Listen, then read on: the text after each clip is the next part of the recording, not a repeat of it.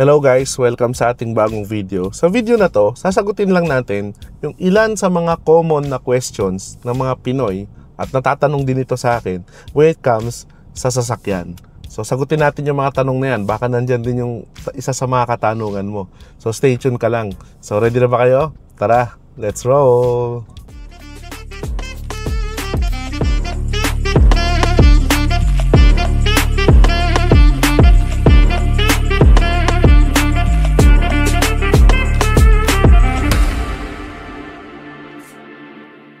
Question number 1. Kailangan bang painitin muna ang kotse bago ka mag-drive or bago mo to gamitin?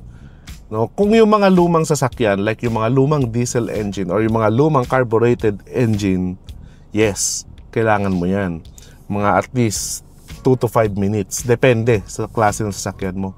Pero yung mga modern engines kasi ngayon guys, sapat na yung tipong pagsakay mo, pag-start mo, set up mo yung upuan mo, seatbelt mo, set mo yung playlist mo sa music mo, okay na yon.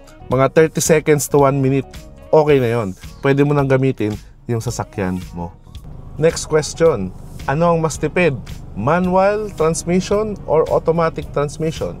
Siguro kung tatanungin mo ko like 20 years ago, mas matipid talaga ang manual transmission kasi nakokontrol mo kung paano ka nagsishift. Pero ngayon kasi, nagbago na ang mga automatic transmission. Nag-improve na yung technology. Lumabas na yung mga CVT, lumabas na yung mga dual clutch automatic. Yung mga traditional automatic, in-improve na nila yung mga torque converters. So, ngayon, halos same na same lang. Lalo na, minsan nga may mga case pa na mas tipid pa yung automatic kasi mas marami siyang gears kumpara sa mga manual. Example, yung Toyota Innova. May Toyota Innova na 6-speed yung automatic, 5-speed lang yung manual. So, sa long drive, mas tipid yung matic. So, case-to-case basis. Ngayon, almost the same lang. Depende na lang sa driving habits mo. Next question. Mas okay ba ang premium gas kaysa sa regular gasoline? Ang totoo, kung yung sasakyan mo, high-performance car, or yung mga naka-turbo na gasoline, I would suggest go for premium gasoline. Pero kung yung mga typical car lang naman sasakyan mo, as I've said sa mga previous videos natin, like yung mga pan-daily na sasakyan, like mga sedan or Vios or etc., mas maganda regular unleaded na lang. Wala kang magigain dyan na performance boost. Next question. Kailangan ba laging puno yung tangke ng sasakyan mo para mas tipid ka? Totoo, mas maganda kapag at least half tank palagi. Kasi kapag pinababa mo ron, ang nagiging problem lang naman dyan is nakakahigop yung sasakyan mo ng mga dumi mula sa tangke. So, pwedeng masira yung fuel pump mo. At saka kapag lagi kang low yung gas mo, tandaan natin yung fuel pump, lalo na kapag electronic fuel pump, dumidepende yan sa fuel para papalamig siya. Kasi umiinit yan eh. So yung fuel yung nagpapalamig sa kanya. So imaginein mo kung lagi kang konti lang yung gas mo, hindi masyadong nakalubog yung fuel pump mo. So at the long run, pwedeng masira yung fuel pump mo. So at least maintain nyo half and above palagi yung laman ng tangke nyo.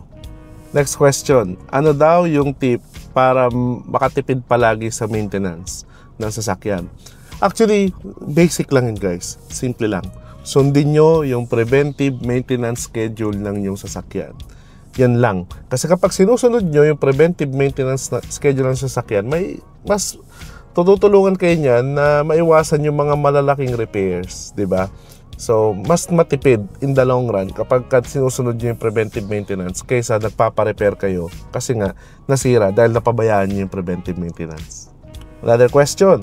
Kailan dapat magpapalit ng gulong?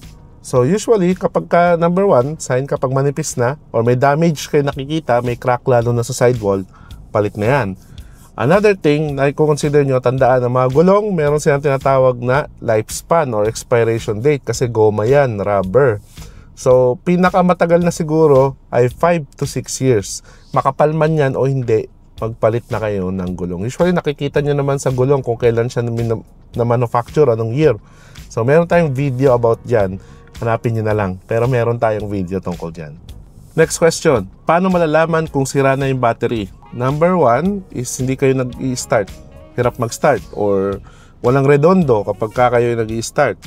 Pangalawa, mahina na yung ilaw ninyo, humihina, nag-flicker, or yung mga accessories ninyo sa sasakyan ninyo, mahina na rin. Pangalawa, every morning or ting gagamitin nyo sa sasakyan ninyo, kailangan nyo siyang i-charge yung battery. So, sign na rin yun. At madalas, kapag yung battery nyo ay 3 to 4 years old na, yun, sign na rin yun, napalitan nyo na yung battery nyo. Next question, ano mas okay gamitin? Coolant or distilled water sa inyong radiator? Kung emergency purpose lang at kailangan mo lang makauwi at wala kang mahanap na coolant, distilled water, pwede. Pero kung patatagalin mo yan sa radiator mo, mas maganda talaga coolant. Kasi ang mga coolant, meron niyang component para maiwasan yung rust. At mas maganda talaga ang purpose ng coolant para palamigin yung mga engine components mo. So, I suggest talaga gumamit kayo ng coolant. Meron din tayong video about yan. Tuwing kailan nagpapalit ng timing belt? Disclaimer guys, hindi lahat ng sasakyan naka-timing belt.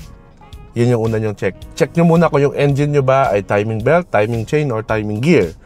Timing belt kasi yung pinakamadaling mapalitan, no, masira. Kasi rubber din yan. So, ang timing belt, ideally, kung original yung ikakabit ninyo, nasa 80,000 kilometers. Dapat pinapalitan nyo yan. Pero kinakailangan nyo rin yung i-check yung condition niya from time to time. Kasi guys, kapag naputulan kayo ng timing belt, kawawa yung makina ninyo. Most likely, kailangan nyong ipa-overhaul yan. Pero may mga makina kasi na non-interference. Pero majority ng mga naka-timing belt, interference yung makina niyan. So pagka naputol, pagbabanggaan yung valve at saka yung mga piston, bali or bebengkong. So yun. Kaya advice ko sa inyo, lalo na kung nakabili kayo ng second-hand cars at hindi nyo pa alam kung kailan huling napalitan yung timing belt, isa yun sa mga una nyo ipacheck, timing belt. Last question. Anong mas okay? Kasa maintain o kasa ang maintenance o trusted talyer or trusted mechanic? Depende sa inyo. Kung bagong-bago yung sasakyan nyo, brand new, I would suggest ipak-maintain nyo sa kasa for specific period, for time period, lalo na kung under warranty or gusto nyo ma-enjoy yung warranty. Pero kapag lampas na sa warranty, no, hanap na kayo ng mga trusted talyer ninyo or trusted mechanics ninyo na alam yung sasakyan ninyo. And then, bumili na lang kayo ng mga quality or mga original na parts. Ayun ang gamitin ninyo para masigurado ninyo na okay yung sasakyan ninyo kahit sa ipagawa nyo pa sila sa mga trusted mechanics lang natin. So, depende pa rin sa inyo. Kasi usually, mas mura nga naman, di ba, kapag trusted mechanic kaysa sa mga kasa. So yun guys, no, nasagot natin yung ilan sa mga common questions. Kung meron pa kayong mga tanong na hindi nasama sa video na to, comment down below. Para sa susunod na episode natin ng Q&A, masagot natin and then makapagbigay din ako ng additional knowledge sa inyo. So kung nakatulong sa inyo yung video na to, click mo na yung like button at syempre kung di ka pa nakasubscribe, click mo na yung subscribe button at notification bell para updated ka palagi sa mga latest happenings sa ating channel. Till next videos guys, always remember, drive safe and enjoy!